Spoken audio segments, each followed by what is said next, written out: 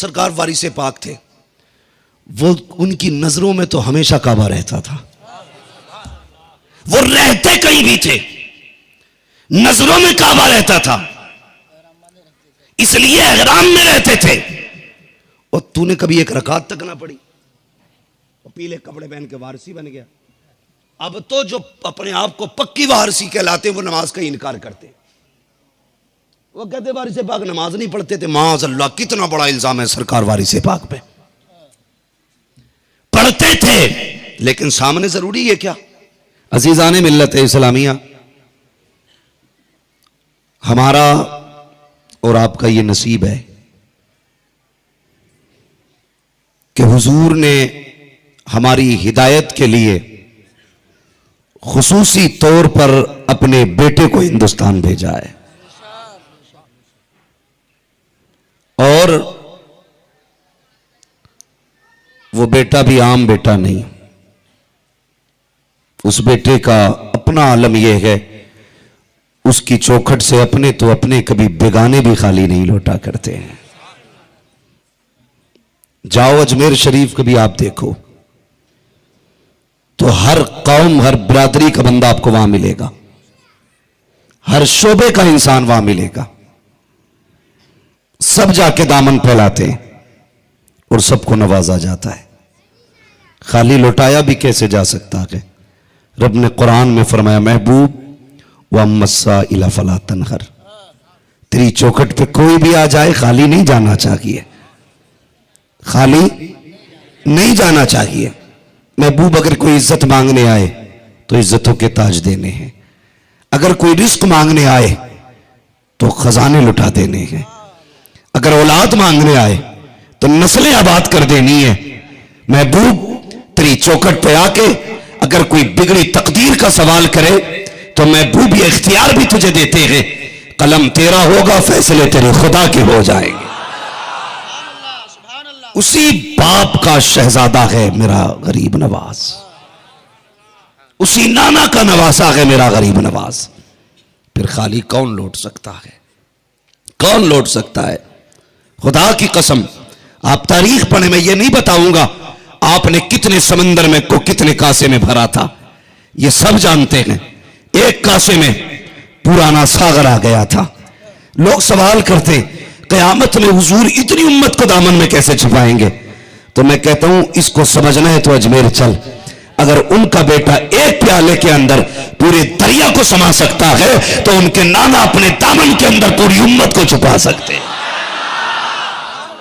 नारे तकबीर, नारे रिसालत, जिक्र इमाम हुसैन, ख्वाजा का हिंदुस्तान, हिंदुस्तान, ख्वाजा का हिंदुस्तान, हिंदुस्तान, हिंदुस्तान। हाँ, ये तो बेटे का कमाल है भाई। बहुत गौर से सुने, दिल में जगह होनी चाहिए। दिल में सखावत सैयदों की पहचान है, लौटाना इनकी फितरत है, किसी को खाली ना बेचना ये इनकी बाप दादाई खसलत है। यार गरीब नवाज की चौखट तो वो है जहां से कभी कातिल भी खाली हाथ नहीं जाया करते, कातिल भी खाली हाथ नहीं गए। हाँ, मैंने पहले भी ये कहा था, जब अल्लाह वाले की तरफ मखलूक पलटती है ना तो इन दौलत वालों के पेट में दर्द होता है कि राजा हम, महाराजा हम, उस फकीर की तरफ दुनिया जा रही है। मगर खुदा की कसम न पूछ इन खिरका पोशों की इरादत हो तो देख इनको यदे बैजा लिए बैठे हैं अपनी आस्तीनों में। ये हुजूर की उम्मत के औलिया हैं, हुजूर की उम्मत के औलिया। आप तारीख पढ़िए, हजरत आसिफ बिन बरखिया किसकी उम्मत के वली है? हजरत सुलेमान अलैहिस्सलाम की उम्मत के वली। ताकत कितनी कि पलक झपकने से पहले बिल्कीस का तख्त उठा के हजरत सुलेमान के कदमों में लाके रख दिया था। यार बता, अगर हजरत सुलेमान की उम्मत के वली की ये पावर है तो फिर मेरे मुस्तफा की उम्मत के वली की ताकत का आलम क्या होगा? हाँ, गौर करें आप। ये चिढ़ होती है लोगों को। कई बार ये ताने दिए गए, भारत खाली करा लेंगे, निकाल के भगा देंगे। लावारिस ना समझना, लावारिस ना समझना। कसम खुदा की, हमें बाद में भेजना, पहले हमारे गरीब नवाज को भेजना पड़ेगा। और गरीब नवाज, खुदा की कसम जानते हो, तुम्हारी 7 पुश्तें गुजर सकती हैं, मेरे गरीब नवाज की जाली तक नहीं पहुंच सकते हो। अगर भूल गए हो तो अपने बाप पृथ्वीराज चौहान से पूछना, औकात याद आ जाएगी। जोगी जयपाल से पूछना जूतों की बाबर क्या थी। इतने बड़े थे कि आज तक गंजे पैदा हो रहे हैं, आज तक। दोबारा चैलेंज मत करना गरीब नवाज को, वो तुम्हारे भारत में नहीं, तुम उनके भारत में रहते हो। इसलिए लिमिट में रहना। बहुत कमजोर समझते हैं ना अल्लाह वालों को। पृथ्वीराज चौहान, उसने क्या कहा?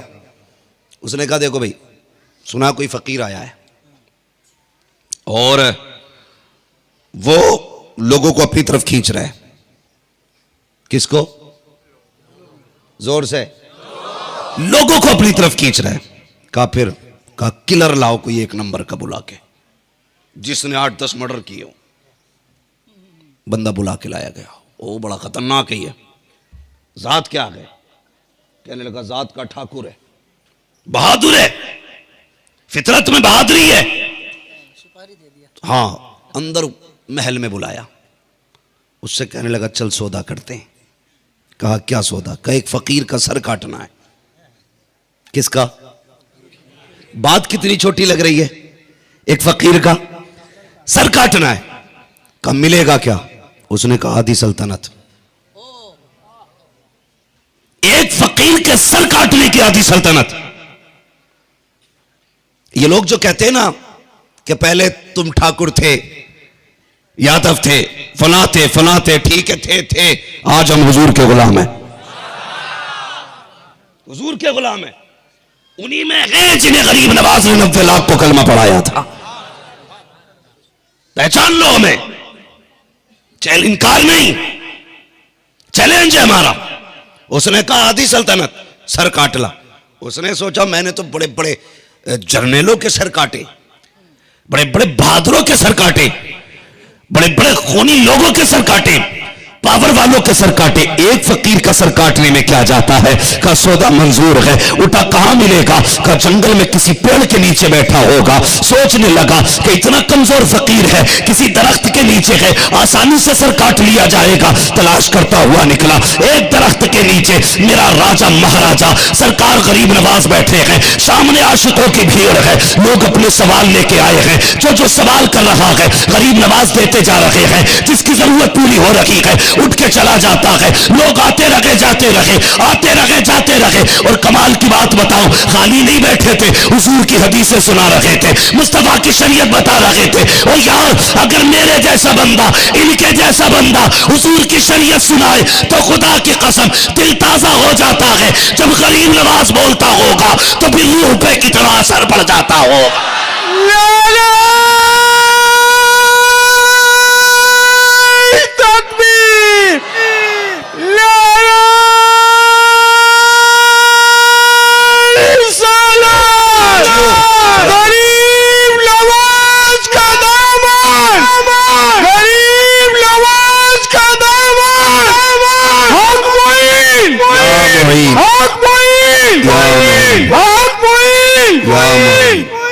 अल्लाह अकबर।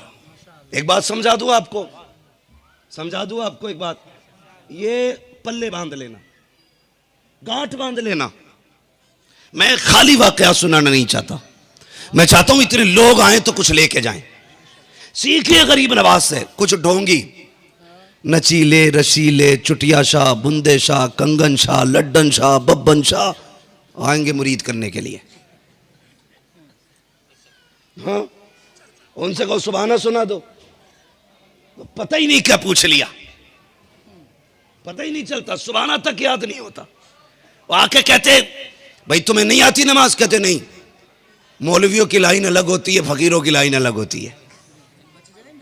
लो, और हमारी कौम कितनी सीधी है बापू, न दाढ़ी का पट्टा, जिसे यार बालों नाखून काटने ना आते हो वो पीर बनने के लायक हो सकता है? जिसको 15-15 दिन नहाए हुए हो जाए, जिसकी करवट से बदबू की वजह से गुजरा ना जाए, वो पीर बनने के लायक हो सकता है? हमारी कौम फैसला करती है, जो जितना सनीचर है इतना ही पहुंचा हुआ है।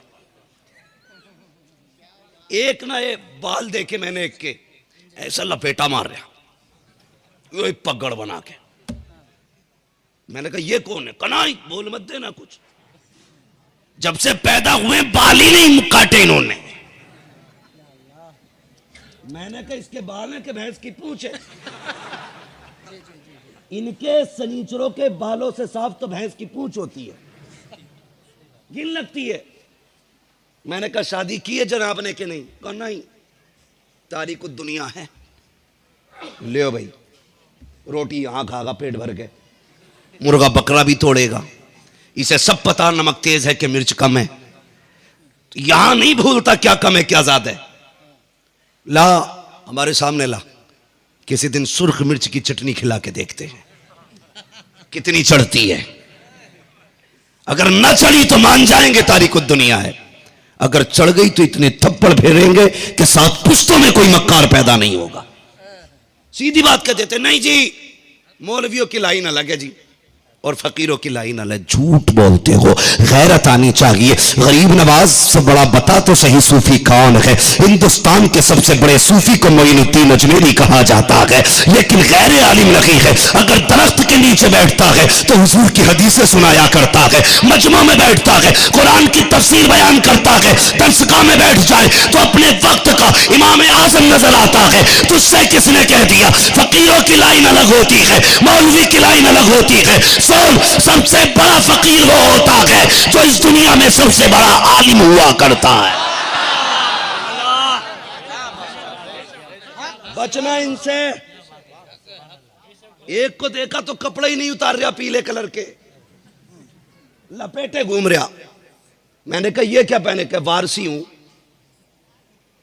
तो मैंने फिर कवारी से पाक ने कभी भी ये लिबास उतारा नहीं। मैंने कहा एक बात बता चल, वारिस पाक ने क्यों नहीं उतारा लिबास?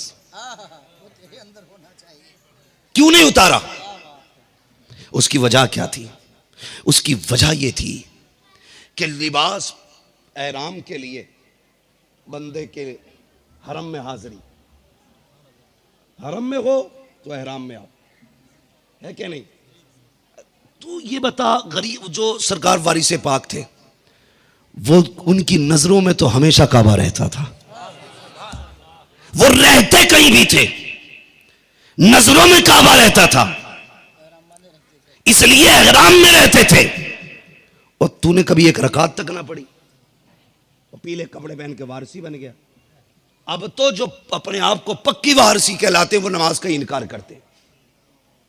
वो कहते वारिस पाक नमाज नहीं पढ़ते थे। माज़ अल्लाह, कितना बड़ा इल्जाम है सरकार वारिस पाक पे। पढ़ते थे लेकिन सामने जरूरी है क्या? पढ़ते थे नमाज। एक दिन कचौचा शरीफ के बुजुर्ग गुजर रहे थे, मुलाकात के लिए रुक गए।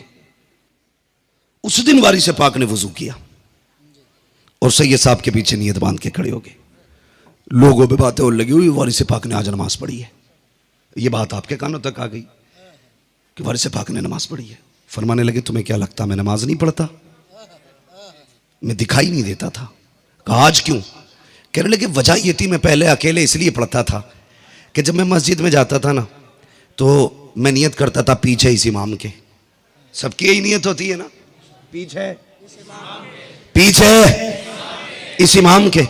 तो कहते हैं जब नमाज में ये नियत कर ली पीछे इस इमाम के, तो फिर तो पीछे ही रहना है ना। कहते मैंने नियत बांधी उसके पीछे, तो मैंने देखा कि वो नियत बांध के अल्हम्दुलिल्लाह रब्बिल आलमीन, दिमाग में ये भी है कि जाके भी यहाँ से कपड़े की दुकान से कपड़े उठाने।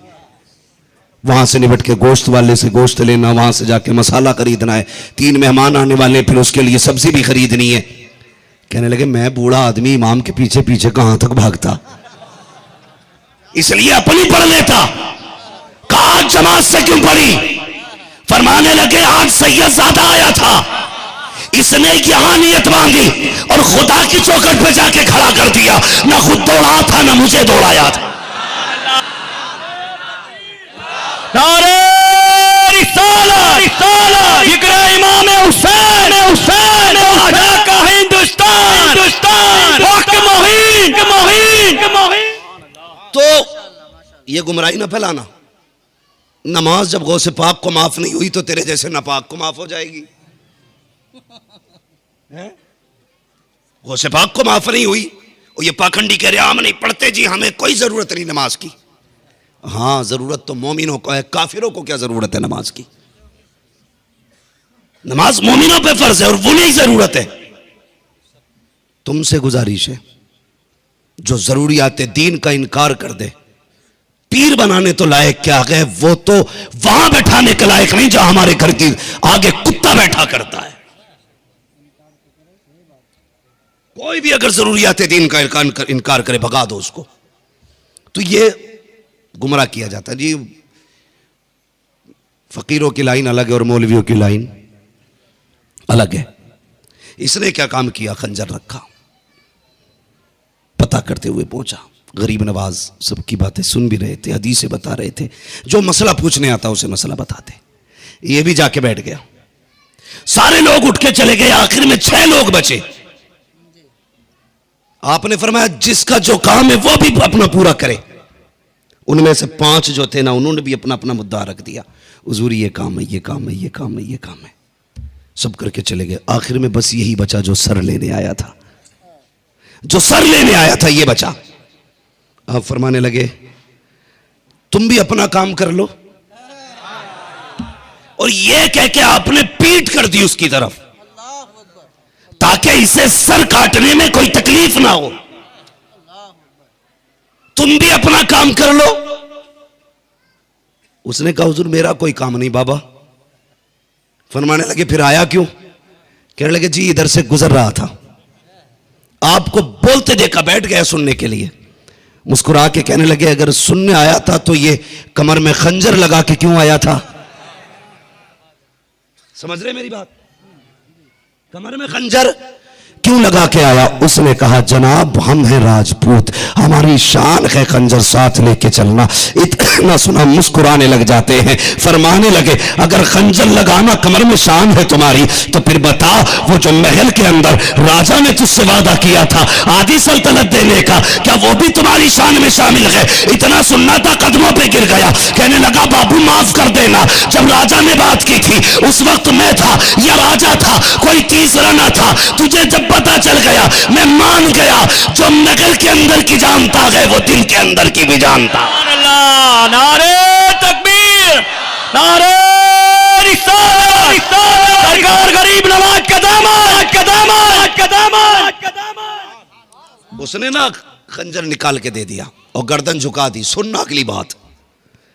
कहने लगा हुजूर अब हया आ रही है, अब मैं जीना नहीं चाहता। ऐसे शख्स की गर्दन काटने आया था जो जंगल में बैठ के महल की खबर रखता है। ये लीजिए खंजर, महाराज गला काटिए मेरा। मुस्कुराए, खंजर हाथ में था।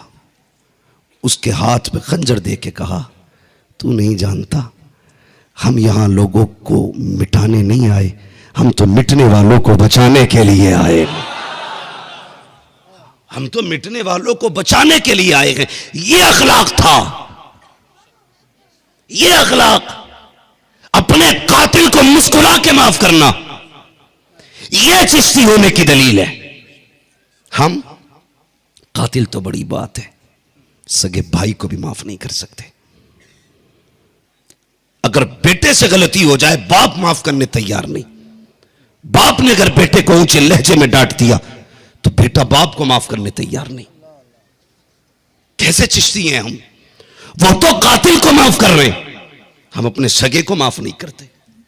गलत नहीं कह रहा हूं, ये समाज है हमारा। इतनी नफरतें पल गई हमारे बीच में। घर में फंक्शन होता है, लिस्टें बनाई जाती हैं, फलां की दावत, फलां की दावत। कहता ये आपके बड़े भाई हैं, इनकी दावत। कहता ना, इनका नाम काट देना, इनको नहीं बुलाना। कहा सगे भाई हैं। कहा होगा भाई, तुझसे उससे ज्यादा तो तू मेरा भाई है। यह जुमला कहा जाता, उससे ज्यादा तो तू मेरा भाई है, उसका नाम मत चढ़ा देना। कहा किस लिए? कहा उसने एक बार मुझे डांट दिया था, एक बार गाली दी थी, मुझे यारों के सामने जलील किया था। और यार तुम्हें खुदा का वास्ता, अपनों से मन मुटाव हो ही जाता है, झगड़े भी हो ही जाया करते हैं, अपनों को माफ कर दिया करो। माफ करके जीने में मजा ही कुछ और आया करता है। तुमने अपनी मूंछ की खातिर, अपनी जात की खातिर अपने सगे के साथ कितना बड़ा जुल्म किया है, तुम नहीं जानते हो। और यार मैं तुम्हें एक बात बताना चाहता हूं, जैसे अपनी औलाद होती है वैसे भाई की औलाद हुआ करती है। भतीजे भी औलाद से कम नहीं होते, भतीजियां भी औलाद से कम नहीं होती है। जब सगे चचा के घर पे उसके बेटे की शादी होती है तो आपकी बेटियां, जिससे भाई नाराज है, उसकी बेटियां अपने बाप से शाम को कहती है अब्बा तेरी इजाजत हो तो हम नए कपड़े लेकर के आए। बाप पूछता है क्यों पूछ लगी हो? कहा तुमसे चचा की नाराजगी है, अगर हमसे कह दिया तो बताओ हम जाए कि ना जाए? अगर वो तुम्हें ना मना सके तो हम तो जा सकते हैं। बाप की आंख में आंसू आ जाते हैं। अल्लाह अकबर, वो रो के कह देता है बेटी मैं नहीं रोकने वाला, मेरे बेटे मैं नहीं रोकूंगा। और तुम्हें खुदा का वास्ता अपनों का इनकार करने से पहले एक बार उनके बच्चों के बारे में सोच लिया करो। वो मंडी बाजार जाते हैं, अपने कपड़े खरीद के लाते हैं और इस उम्मीद पर बैठे रहते हैं शायद चचा अब आता होगा, चचा अब आता होगा, चचा अब आता होगा। तुमने कुत्तों के निहोरे किए, अमीरों के पैर पकड़े, अमीरों की जूतियां रगड़ी, मगर तुम सगे भाई के दरवाजे पे न गए। तुम्हें शर्म आनी चाहिए, गैरत आनी चाहिए। जब तुम्हारे दरवाजे पर दुनिया खा के जा रही थी, सगे भाई ने दरवाजा बंद कर लिया था ताकि बच्चों को एहसास ना हो, लेकिन सगे भतीजे पूरा दिन रोते रखे, तुझे कुछ एहसास नहीं हुआ। दावे के साथ कहता हूं तेरे दरवाजे पे अमीर खा के चला जाए तो क्या होता है, रईस खा के चला जाए तो क्या होता है, मंत्री खा के चला जाए तो कुछ नहीं होता है। अगर जन्नत चाहता है तो किसी को खिला या मत खिला, सबसे पहले अपने लूटे हुए भाई को बना के लेके आ। सुभान अल्लाह, सुभान अल्लाह। माफ करने का हौसला रखो, माफ करने का जिगर रखो। अगर तुम माफ नहीं कर सकते ना तो तुम्हें हक नहीं है कि तुम अपने आप को चिश्ती कहलाओ, तुम अपने आप को गरीब नवाज का चाहने वाला कहलाओ। ओ भाई आदत डालो माफ करने की। खुदा की कसम जिस दिन ये किरदार हमारे अंदर आ गया तो किसी भी रंग की टोपी ओढ़ लेना, किसी भी रंग के कपड़े पहन लेना, तेरा किरदार बता देगा ये मोइनुद्दीन अजमेरी का चाहने वाला है। हाँ, ये मोइनुद्दीन अजमेरी का चाहने वाला है। और खुदा की कसम वो दिलों के हाल जानते हैं, वो दिलों के हाल जानते। आज यहां बैठ कर बातें कर रहे हैं, उनको अजमेर शरीफ में सब पता है, उनको अजमेर शरीफ में सब पता है। इसलिए कि किसी अजनबी बाप की औलाद नहीं है, मौला अली की औलाद है, गरीब नवाज। इकराम सादात इज़ाम महफिल पाक में तशरीफ़ फरमा मोहतरम बुजुर्गों, नौजवान साथियों, अजीज़ बच्चों, इस्लामी रिश्ते की इफ़्फ़त में आप पर्दा नशीन माँ और बहनों, जुमला सामईन व सामियात, अस्सलामु अलैकुम व रहमतुल्लाहि व बरकातुहू।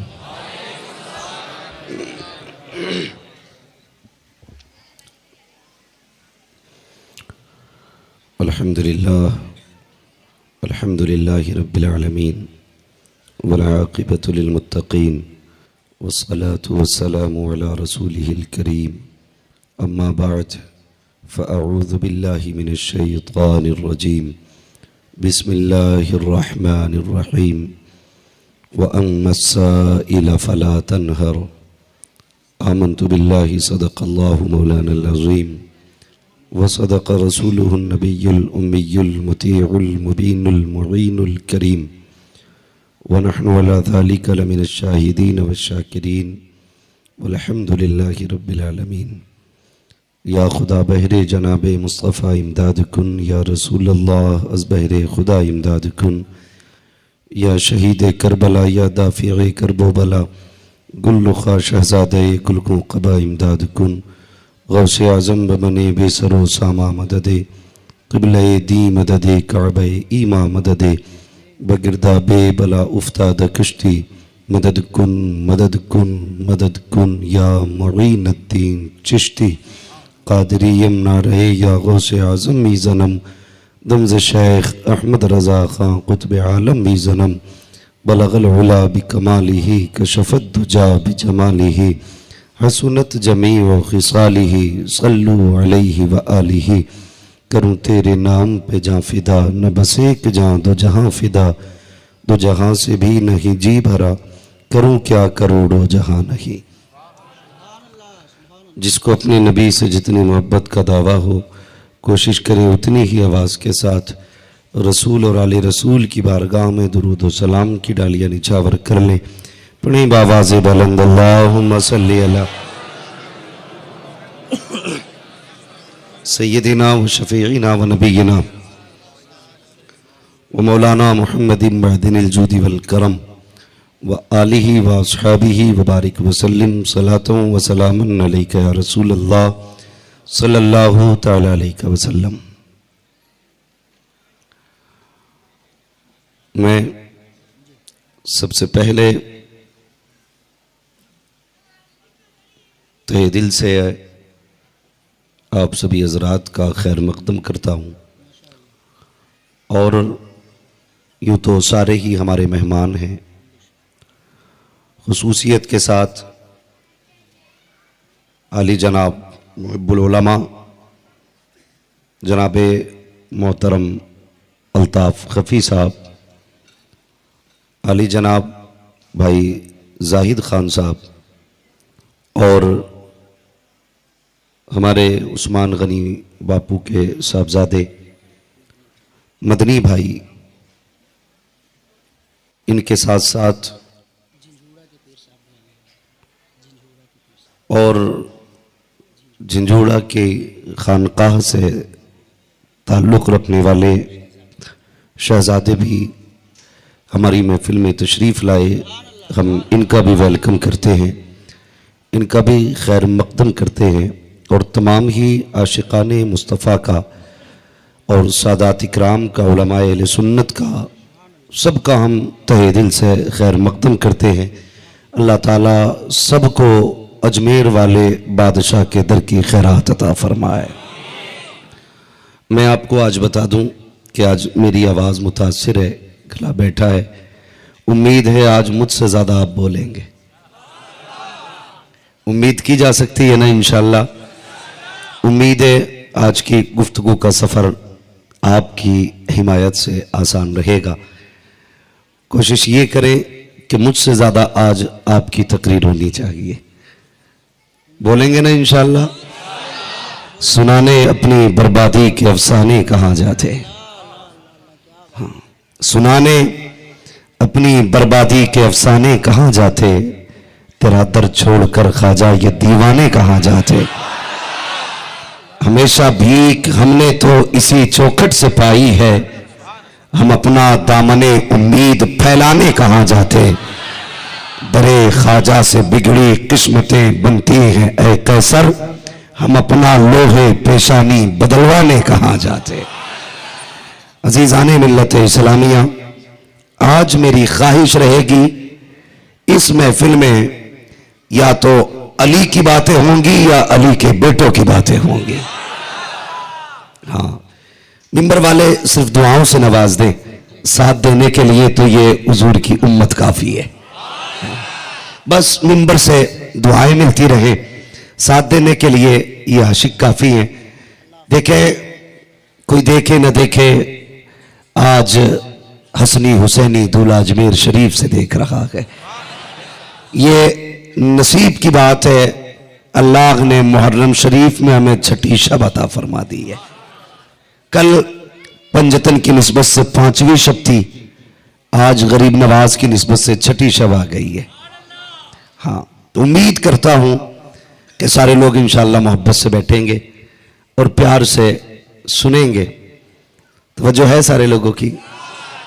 अल्लाह सबको मुस्तफ़ा जान रहमत की ग़ुलामी में कबूल फरमा ले।